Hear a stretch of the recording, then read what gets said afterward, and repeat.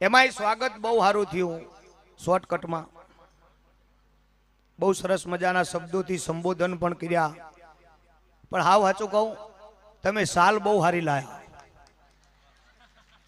એટલે તમે એને તાળીઓથી વધાવો જેને પાસ કરીને એને ખૂબ ખૂબ ધન્યવાદ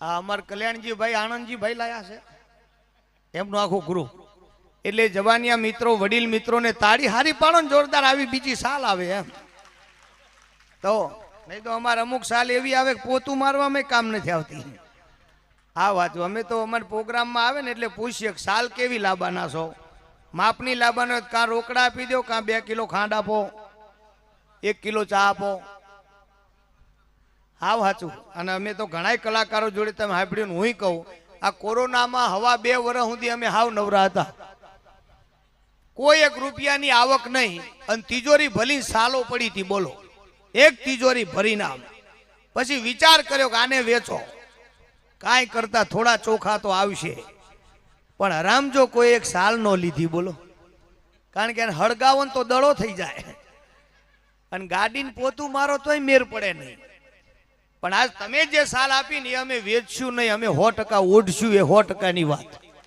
કારણ કે હારી છે ને આવી એક જગ્યાએ મને સાલ ઉડાડવા એક ભાઈ આવેલા આ ગામડા ગામમાં ભરતભાઈ નું સન્માન આપણા ગામના સરપંચ કરશે અને હું તો ઉભો થયો ને એ સાલે હારી હતી જોરદાર તે મને લાલચ જઈ જલ્દી ફટફટ ઓઢાડે કામ થઈ જાય ઉભો થયો ને ખભો આમ ધર્યો પણ એમને ઓઢાડી જ નહીં એ તો આઈનામાં સાલ આખી પોરી કરીને આમ ઉભા રહ્યા મેં કીધું સરપંચ ઓઢાડો ને મને કેવો શાંતિ રાખે મેં કીધું ઓઢાડો શાંતિ રાખ ઓઢાડો તઈ આયોજક બોલ્યા કે ભાઈ સરપંચ ઓઢાડો ને હજુ બીજા સન્માન બાકી છે કે ભરતભાઈ હું જાય તો ઓઢાડું ને મેં કીધા નાકામાં જ હુંવડાવા આવ્યા મારી નાખે અમુક અમુક મજા જ કઈક જુદી આયા અત્યારે દીકરીઓ બધી અહીંયા બેઠી છે તો અમારી બાજુ દીકરીઓને ગોયણી કહેવામાં આવે બહેનો તમે એ શબ્દ સાંભળેલો છે અમારી બાજુ દીકરીઓને ગોયણી કહેવાય અને એમના હારે આવે ને એને ચોયણી કહેવાય એટલે અમે ઘણી વાર એમ કે કોણ કોણ આવ્યા કે ગોયણી ને ચોયણી બે જાય હો તો બહુ સારું લ્યો એટલે અહીંયા ચોયણીએ બેઠા હશે અને ગોયણીએ બેઠા છે અને તમારા બધાનો આ પ્રેમ જોઈને મને આનંદ આવે નહીં તો એક ગામમાં એક સસરાએ જમાઈને ફોન કર્યો ને કે જમાઈ રાજા હું કરો છો જમાઈ કે બાપા સહન કરું છું કરો બેટા સહન કરો સિદ્ધિ મળે અમે બહુ કર્યું કારણ કે તો પરંપરા હાલી આવે નાખી એટલે જ્યાં નજર કરો ત્યાં તમને આવી વાત મળે એક જમાઈ તો હારે ગયા હાહુમાં ખાટલામાં બેઠા હતા ને બાજુમાં ખુરશી ધારીને જમાઈ બેઠા આમ બેઠા હો કેમ છો મજા છે પછી સાસુમાએ સહજતામાં પૂછ્યું જમાઈ તમાર શાંતિ છે ને જમાઈ બેઠા હતા ને ઊભા થઈ ગયા તમાર તો થઈ ગઈ ને એ સમજાય પછી આપણે ઉતાવળ ક્યાં છે અમુક અમુક ટેટા મોડા ફૂટવાના હાવ સાચી વાત અમુક અમુક નાની નાની વાતો હોય એ સમજણ પડે પછી જ મજા આવે હા એક નાની વાત તમને કરું સાંભળજો એ સમજાય એને જ મજા આવશે બાકી ના સમજાય ને બારો બાર જાહે એક ઘરવાળો ને ઘરવાળી બાઈજાત મંદિરમાં સોગન ખાવા ગયા તે કે સોગન એટલે ખાવાના કોનો વાંક છે એ નક્કી કરવાનું એટલે ઘરવાળીએ કીધું પહેલા સોગન હું ખાઈશ ઘરવાળો કે તું ખા અમે તું બધા પહેલી જ હોય શોપિંગ કરવામાં તું પહેલી કોકના બેહણામાં જવું હોય તો તું પહેલી બાજુ હોય તો તું પહેલી સોગનમાં તું પહેલી સોગન ખા અને ઘરવાળીએ સોગન ખાધા તમે સાંભળો कौन कहते हैं रंग नहीं चढ़ते जबरा चढ़ते हैं અને પછી બાઈ રોતા રોતા સોગન ખાધા ભગવાન મારા ઘરમાં ઝઘડો થયો તને ખબર હોય વાક કોનો છે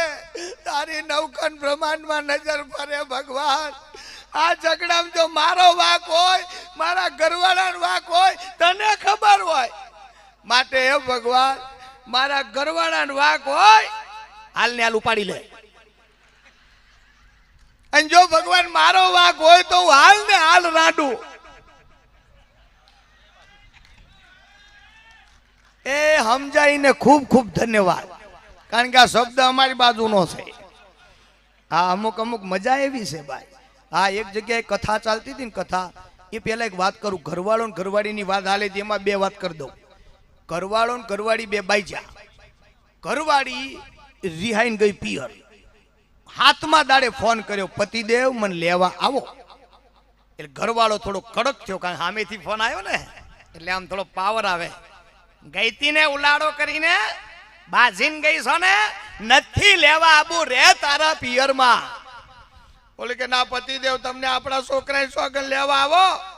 નથી આબુ. એ લેવા આવો, નથી આબુ. લેવા આવો તમને આપણા ટીનિયન સોગન. પછી ઘરવાળે પૂછ્યું કેમ લેવા આવું કે?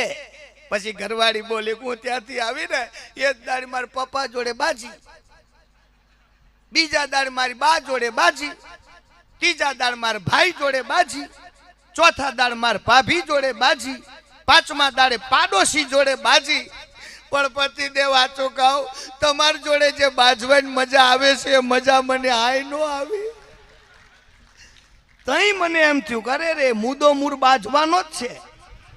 હા, હાચું હાચું અમુક ધ્યાન રાખે છે. આ દુનિયાનો આ રિવાજ છે. એક પિયરમાં હતી ને પત્ની, તે ઘરવાળાને ફોન કર્યો, ક્યાં છો? કે ઘરે. ઘરે હાચું બોલો, ઘરે જ હોય ને. હવે તું જઈશો પિયરમાં તો હું ઘેર જ હોય ને, ક્યાં હોય? હાચું બોલો, હાચું સોગનથી ઘરે છો? કે હા. તો તમે રસોડામાં જાઓ. એટલે ઓલ્યાને એમ થયું પિયર ગઈ છે ને તો મારા ઓલે મીઠાઈ બનાવીને ગઈ હશે. પેલો મોબાઈલ કાને છે ને દોડતો દોડતો રહોડામાં, બોલું રસોડામાં આવી ગયો. હવે કે ટેબલ ઉપર મિક્સર પડ્યું છે કે હા, એ ચાલુ કરીને સંભળાવો. એ પેલે ચાલુ કર્યો આમ ડ્રોની. ઘરવાળી કે ઓકે, આપણા જ મિક્સરનો અવાજ છે, લ્યો તમે નક્કી ઘરે છો. ટેસ્ટિંગ કર્યું. પિયરમાં રે પતિનું ધ્યાન રાખે એને પ્રતિવ્રતા નારી કહેવાય. આવો એક મુદ્દો છે. બીજા દાડે ફોન કર્યો, પતિદેવ ક્યાં છો? ઘરે. Mixer okay. બીજી કોઈ મગજમારી નહીં. પછી તો રાત્રે ફોન કરે, દાડે ફોન કરે, હાજે ફોન કરે, મન ફાવે ત્યારે ફોન કરે, ક્યાં છો? ઘરે. Mixer okay. આટલી જ વાત. 15 દી હાલ્યું.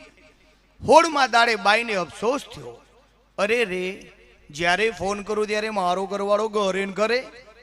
લાવ એની સરપ્રાઈઝ આપું અને ઘરે પૂગી જાઉં. રૂમા જુમા ઘેરે આવ્યા, પગના જાજર છમ છમ છમ. આંગણામાં આવી ગયા, પગ મૂક્યો, દરવાજો બંધ, 1.5 કિલોનું તાળું, જલારામ તાલા. ક્યાં ગયા હશે? પાડોશમાં શાંતાબેન રહેતા હતા. એને પૂછ્યું, શાંતાબેન અમાર ઘરવાળા કો ગયા? એ કે રામ જાણે 15 દી થી મિક્સર લઈને ક્યાંક જાય. થેલિયોમ લઈને ફરતા હતા ભાઈ. આપણને એમ થાય વિશ્વા કોનો કરવો યાર? આનંદ કહે કર્માનંદા, માણસે માણસે ફેર, 1 લાખો દેતા ન મળે ને 1 ત્રાંબિયા ના તેર. આ હાસ્યની વાતું છે વહુવરની. આ લગ્ન પછી આ બધી જમાવટ હોય છે. અરે એક જણો કથા સાંભળવા ગયેલો અને કથા સાંભળીને ઘેરે ગયો ને, ઘરવાળીને તેડી લીધી. આમ નાના છોકરાને કેળમાં બેહારે, આમ કેળમાં બે ઘુમરા માર્યા આ ઘર આખામાં. ઘરવાળી રાજી બહુ થઈ. વાહ પતિદેવ, સાચું કહેજો, તમે કથામાં ગયા હતા કે બિયર બારમાં? કે ના ગયો તો કથામાં. તો કોઈ દી નહીં, આજ આટલા બધા રોમેન્ટિક હું કામ? સાચું બોલો. ત્યાં ઘરવાળો બોલ્યો કે ગાંડી 4 દિવસથી કથા સાંભળું છું, તઈ બાપુ આજ બોલ્યા કે તમારી મોટામાં મોટી મુશ્કેલી હોય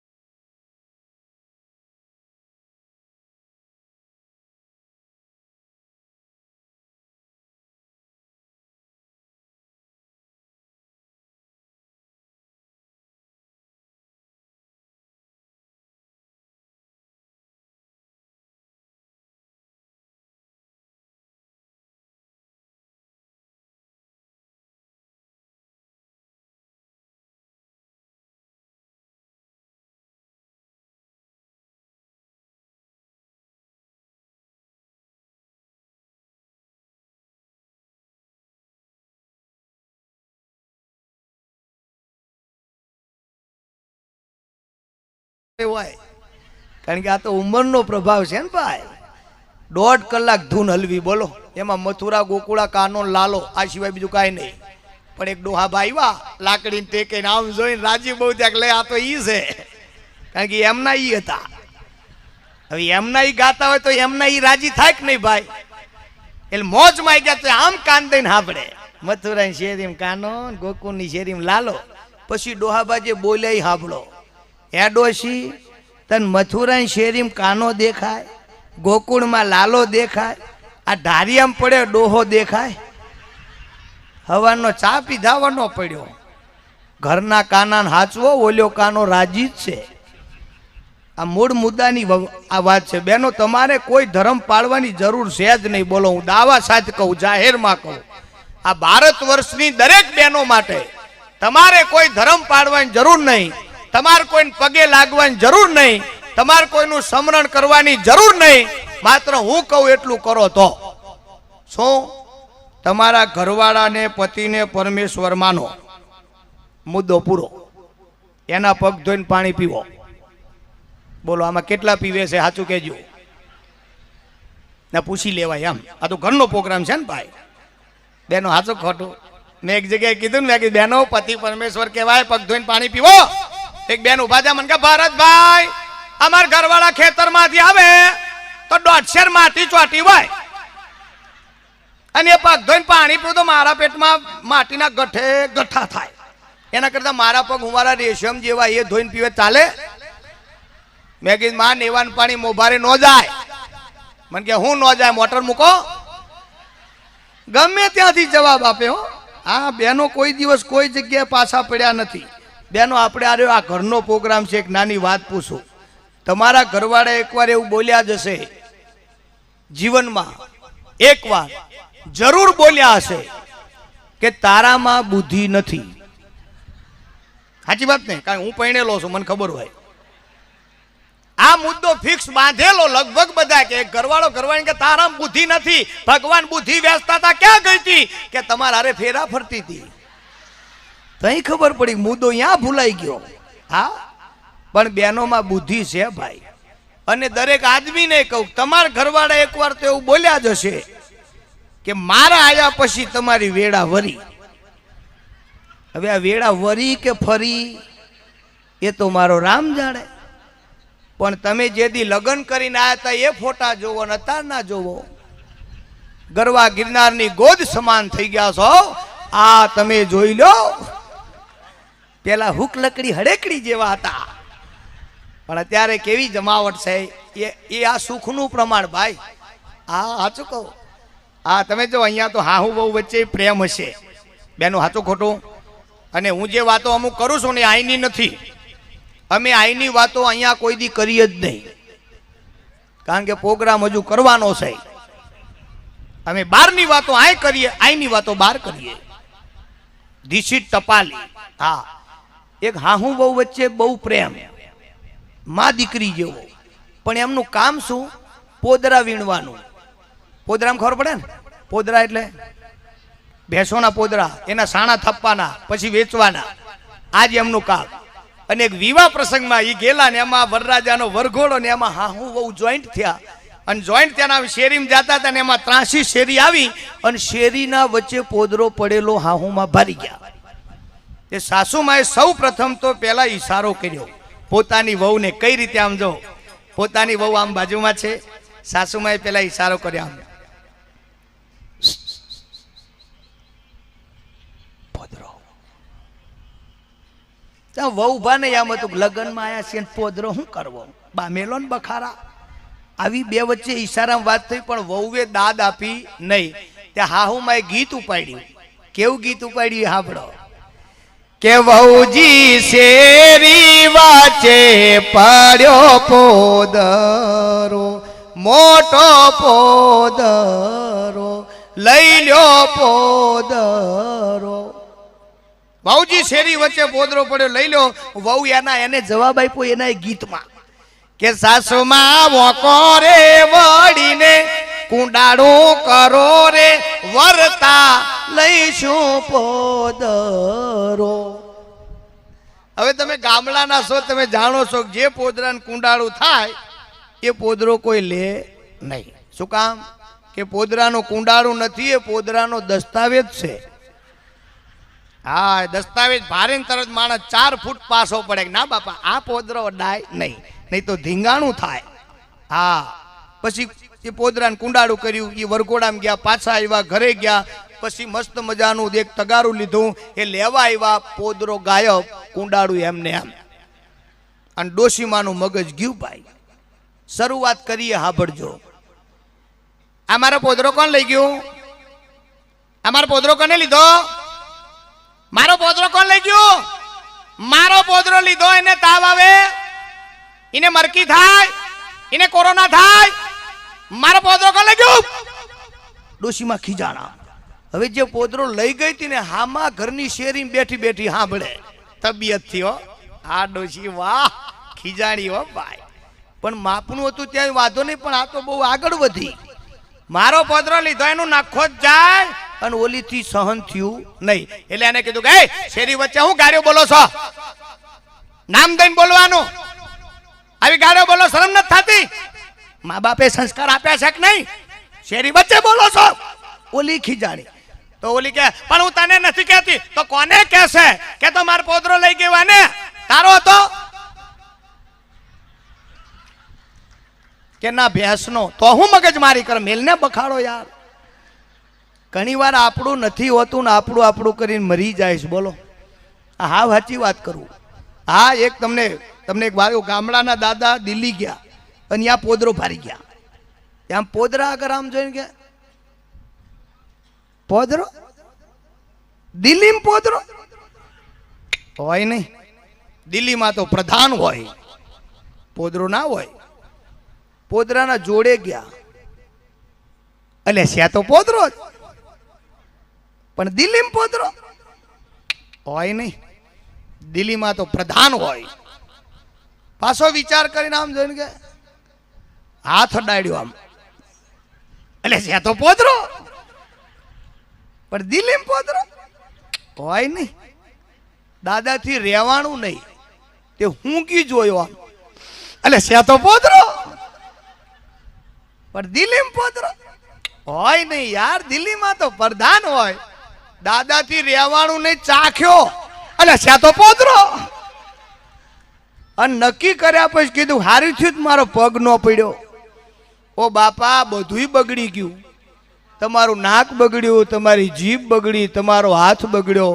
વાસ્તવિકતામાં જોક્સ છે, પણ મુદ્દો એ છે કે સંસારના સાગરની અંદર આવ્યા પછી તમારા અંગે અંગને પવિત્ર રાખવા માટે થઈ અને પરમાત્માનું સ્મરણ તમે રાખજો. આ 100%ની વાત. એક ગામની દીકરી છે ને, આમ નીચા નેણ રાખીને હાલતી હતી. આમ નીચું માથું રાખીને, એની નજર હંમેશના માટે ધરતી હારે ચોટેલી, અને નીચા ડગલા રાખીને દીકરી હાલતી હતી. એટલે કોઈએ કીધું કે બેટા, તું કાયમના માટે નીચી નજર રાખીને હાલો છો, શું કામ? ત્યારે ગામડાની દીકરીએ જવાબ આપ્યો તો કે બાપા, હું નીચી નજર રાખીને હાલું છું ને, એટલે મારો ભાઈ ને મારો બાપ ઊંચી નજર રાખીને હાલે છે. આ નજરની મજા છે. હા, આપણા ગામડાની સંસ્કૃતિ છે આ. એ ગામડાના ચોરાની માલિપા એક આવો નાનો મજાનો ઓટલો, ઓટલા ઉપર નાના નાના છોકરા 5-10 એવા બેઠા હતા. અને ત્યાંથી 85 વર્ષના ડોશીમાં નીકળ્યા. ખરા બપોરનું ટાણું, એવો સરસ મજાનો હુરજ નાણે તપેલો કે જોડા કાઢીને તમારો પગ હેઠે મુકાય નહીં એવી ધરતી તાંબા વરણી થેલી. પણ યા જગ્યાથી ડોશીમાં નીકળ્યા ને તો પગમાંથી જોડા કાઢી નાખ્યા, અને જોડા કાઢીને ડાબા હાથમાં લીધા. બહેનો માતાઓ સાંભળજો. અને ડાબા હાથમાં જોડા લઈ અને જમણા હાથે પોતાના હાડલાથી ઘૂંઘટો તાણ્યો અને લાજ કાઢી. એ લાજ કાઢીને બરોબર ઓટલાના બાજુમાંથી આમ નીકળીમાં એમાં એક છોકરો ભારી ગયો. એને જોયું કે માએ અમારી લાજ કાઢી, અમે તો એના દીકરાના દીકરા પૌત્રા છીએ, અને આજ માં અમારી લાજ કાઢે. આ હારું કહેવાય નહીં. એક છોકરો એમાંથી છટકી અને દોડતો ડોશીમાના આગળ આવી એને પ્રણામ કરીને હાથ પકડીને કીધું કે એ બા ઊભી રે. એટલે બા ઉભા રહ્યા. બોલ બેટા, શું હતું? કે માં એક વાત કેવી છે. બોલને બેટા. કે બા આ અમે ઓટલે બેઠા, અમારા છોકરા જેટલા બેઠા એની કેટલી કેટલી ઉંમર હશે? કે બેટા કોઈની 15 વર્ષ છે, 12 વર્ષ છે, 10 વર્ષ. તો માં મારે તને એ પૂછવું છે કે અમે તારા દીકરાની ઉંમરના છીએ, અમે તો તારા ખોડાની માલી પર રમવાની ઉંમર છે, અને અમારા જેવડા નાના નાના ભોલકાઓની તું લાજ કાઢો છો? માં અમે કાંઈ એવા ખોટા કામ નથી કર્યા કે અમારાથી તારે મોં હંતાડવું પડે. શું કામ તું અમારી લાજ કાઢો છો? અને તેથી માં ખડખડતા હસવા મીડ્યા હો.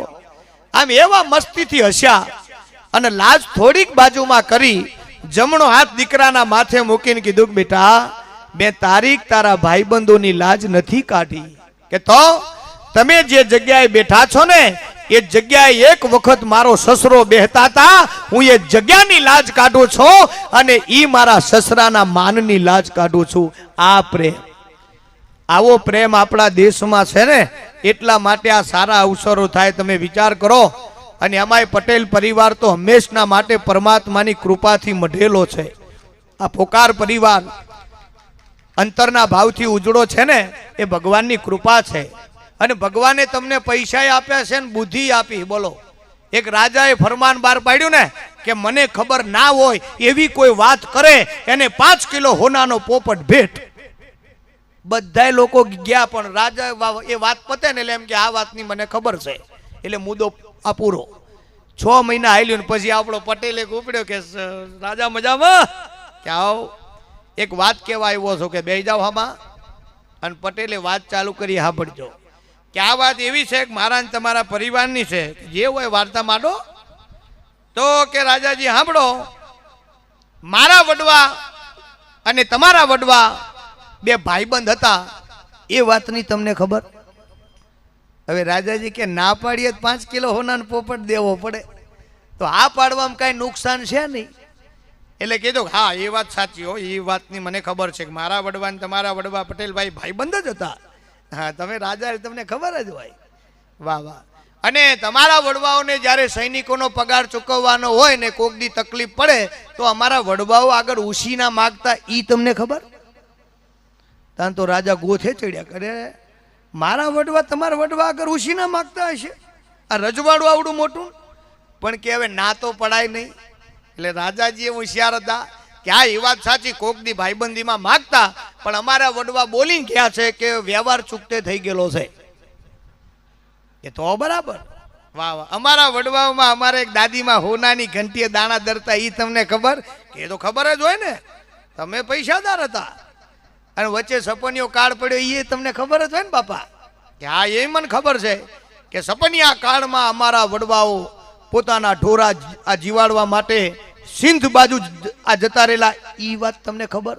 કે આ એ ખબર છે કે જાતા જાતા 20 કિલો હોનાની ઘંટી તમારા દાદાને હાચવવા આલીને ગયા હતા, એ તમને ખબર? અને યા ગોથે ચડી વાત ભાઈ કે હવે આયે નો કહેવાય કે નાયે નો કહેવાય. એટલે રાજાએ કીધું કે ભાઈ યા એ આપણે 20 કિલો ઘંટીની આપણને ખબર નથી, કે તો પોપટ આપો. તો 5 કિલોનો પોપટ લઈને ઘર ભેગા. એટલે આને કોઠાહુજ કહેવાય. હા, જેને કોઠાહુજ હોય ને જેનામાં, એની મજા કાંઈક જુદી છે. એટલે આપ સર્વ જે અંતરના ભાવથી મળ્યા છો, એમાંય દીકરીઓનું સન્માન કર્યું છે. વડીલોનો અંતરનો ભાવ આજે આપણને આ મંડપમાં દેખાઈ રહ્યો છે. ખરેખર તમને વંદન કરીએ ને એટલી વાર ઓછા છે. કંઈક આપણે વાતોના દોરને આગળ વધારીએ, મોજ કરીએ. આ પવિત્રતાના દોરમાં મને તો સાહિત્યની બહુ વાતો થોડી મોજમાં આવે છે કે આપણને એમ થાય કે 2-4 વાતો થોડી રજૂ એવી પણ કરવી જોઈએ કે કોકને યાદ રહે. બેનો એક જોક્સ તમારા માટે મૂકવાનો છે મારું, અને હું તમને વિનંતી કરીશ કે તમે એ જોક્સ કાયમના માટે યાદ રાખજો. આ જોક્સ પણ એવો જ છે.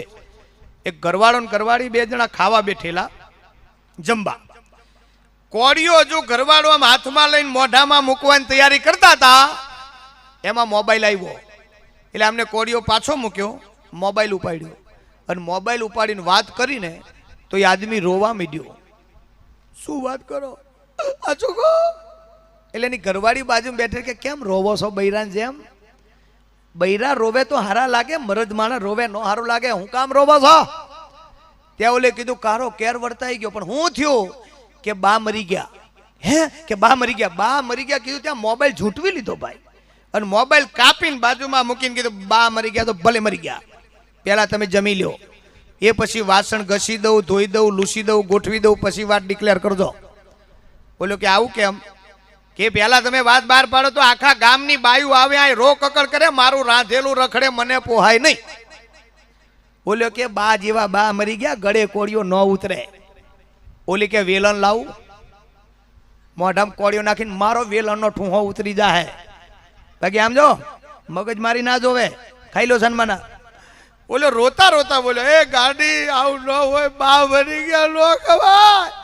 રોજાવ ને ખાઈ લો ને, બાયું ના જેમ રોવો છો, શરમ નથી થતી? ખાઈ લો સન્માન. એ ના ખવાય, ખાઈ લો, ના ખવાય, ખાઈ લે. ટુકારો કર્યો, ખાઈ લે. ત્યાં ઓલે ડિક્લેર કર્યું કે બા મરી ગયા પણ મારા નહીં, તારા. એ તારા કીધું ને પછી બેનો એવો એ જે બાઈએ ઘૂંઘટો તાણ્યો, અરે રે ગળે કોળિયો ના ઉતરે. એનો ઘરવાળો કે વેલણ લાવું, હવે તારી વારી. પણ પછી એનો ઘરવાળો જે બોલ્યો છે ને એ આખા જોક્સનો પ્રાણ છે.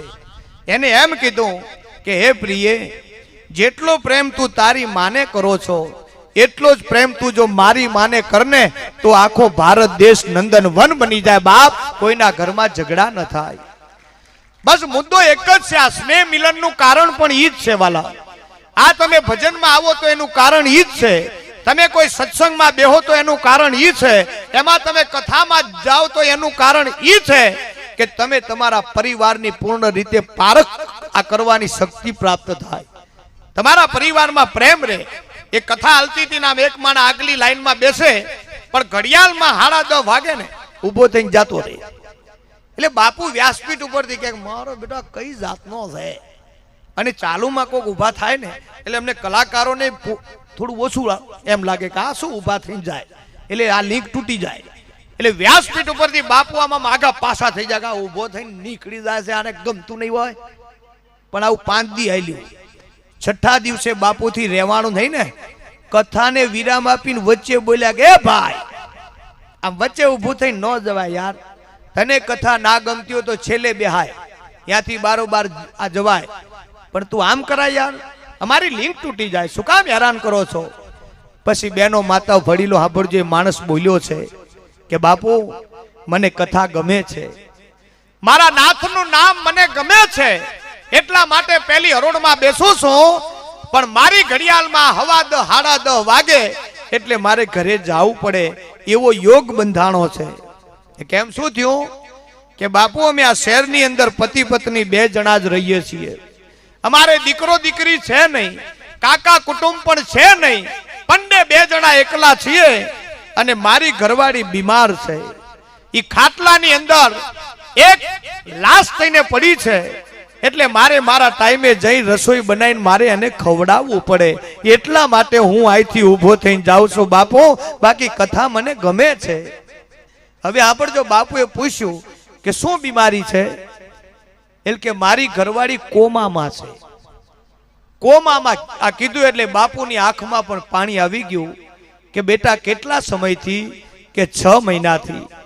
અને 6 મહિના કીધા ને, બાપુના હૈયામાં ડૂમો ભરાઈ ગયો અને અંદરથી વિચાર કર્યો, કરે દોસ્ત 6 મહિનાથી તું તારી ઘરવાળીની સેવા કરો છો? કે હા, હાલતી ચાલતી રામાયણના આજ મેં દર્શન કર્યા. આવો પવિત્ર ભાવ બાપુને વ્યાસપીઠ ઉપર થયો અને એમ કીધું કે દોસ્ત તું તારા ઘરવાળાની સેવા કરો છો ને, મારા અંતરના ભાવથી વ્યાસપીઠ ઉપરથી હું તને વંદન કરું છું. એ વાત કરી ત્યાં બાજુમાં એમનો સેવક હતો, એને કીધું કે હે ભાઈ તારા ઘરવાળા કોમામ છે? કે હા. તો એ તને ઓળખે? કે ના, મને હું એના ભાઈને ઓળખે નહીં, એના બાપને ઓળખે નહીં, જીવતી લાશ છે. તો તને કથા ગમે? કે હા.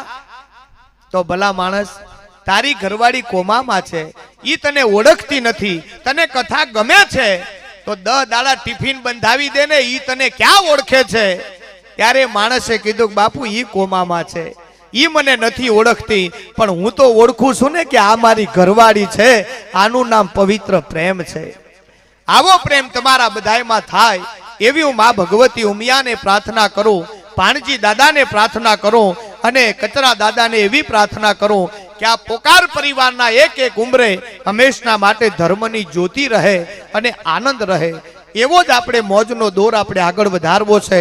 અને શબ્દના ઉપાસક તમે છો, તમે એક એક શબ્દને અંતરના ભાવથી સમજો છો, દરેક ભજનને તમે વધાવો છો અને આખી આ ગતના ચરણમાં વંદન કરી અને આપણે ભજનના દોરમાં કંઈક આ ગીતોના દોરમાં આનંદ કરવો છે. અમારી બહેનો માતાઓને ઘોર કરવાની બહુ સારી મજા આવી હો બેનો, સાચું ખોટું? અને આવી ઘોર અહીંયા થાય નહીં તો અમુક જગ્યાએ તો આખી રાત મરી જઈએ તો 250 રૂપિયા આવે. અમારે તો 250 વેચવા કઈ રીતે ઈ લોચો પડે. હા કલાકારો અમે 10 જણા હોય ને હવે 250 તો 250 રૂપિયા વેચવા કઈ રીતે? પણ તમે બહુ મસ્ત મજાની ઘોર કરો છો. એ બધા પૈસા ધર્મના અર્થે વપરાવાના છે. તમારી આ લક્ષ્મી મહાલક્ષ્મી બને છે એવા પવિત્ર ભાવ સાથે. પણ એ પહેલા આપણા વચ્ચે સેજલબેન ગોંડલિયા આપણા વચ્ચે ઉપસ્થિત હોય અને એમને સાંભળવા એક અણમોલ લાવો છે. યુટ્યુબમાં ટીવીમાં તમે ઘણીવાર એમને સાંભળ્યા છે, આજે લાઈવમાં આપણે સાંભળવાના છે. અને એમને વિનંતી કરવી છે કે આવી અને અંતરના ભાવથી મા ભગવતી ઉમિયાના નામથી, ભાણજી દાદાના નામથી, કચરા દાદાના નામથી આ ભજનની ગત ભેડી થઈ છે. તો એ ભજનની ચાદરમાં શબ્દના પુષ્પથી ગૂંથેલી એક માળા આજે આ ભજનની ચાદરમાં વાવવા માટે થઈ અને હું સેજલબેન ગોંડલિયાને વિનંતી કરું આપના સમક્ષ આવે એ પહેલા ડાબો ને જમણો બે હાથ ભેડા કરી અને જોરદાર તાળીઓથી આપણે વધાવીએ સેજલબેન ગોંડલિયા.